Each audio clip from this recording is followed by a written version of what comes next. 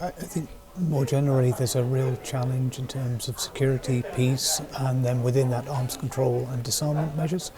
And then as a subset of that, I think with chemical weapons there are particular challenges that emerge because we've seen the recent use of chemical weapons in several countries.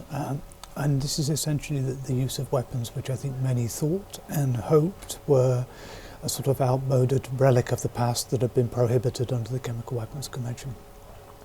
So there's a challenge in trying to address the use of chemical weapons.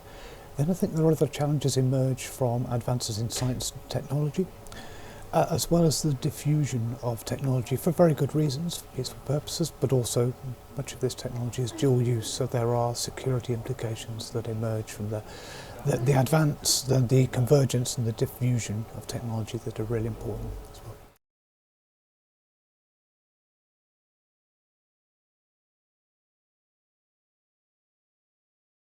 Yeah, I think there's several things that you can do through the convention. I mean, first, this embodies a norm against the use of chemistry for hostile purposes in the form of chemical weapons. So I think bolstering that, but also putting in place and enhancing this legal regime around it, both at the international and at the national level, to make sure it's prescribed in national law and regulations as well.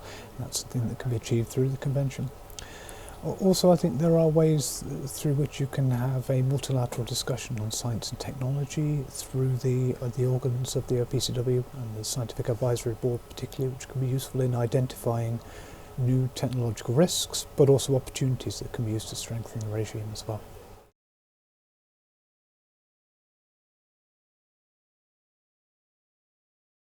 Well, I think there is an important division of labour between the Technical Secretariat of the OPCW and between those states parties who actually go and implement the convention at the national level. So I think there is a key role both for the Technical Secretariat and for states in that regard. But also a very valuable role for industry to play in this area as well, because it needs to be done activities to strengthen the convention need to be done in partnership with industry to make sure that they don't overly constrain industry activities.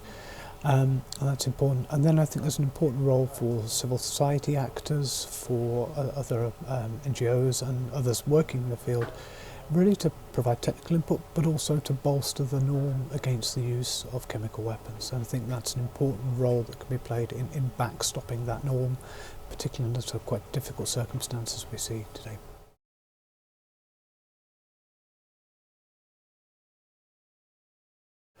It's certainly challenging. I think we need to manage expectations as to what's going to be achieved, particularly with the wider challenges that we see in arms control disarmament measures, not just on chemistry, but on chemical weapons, but other areas.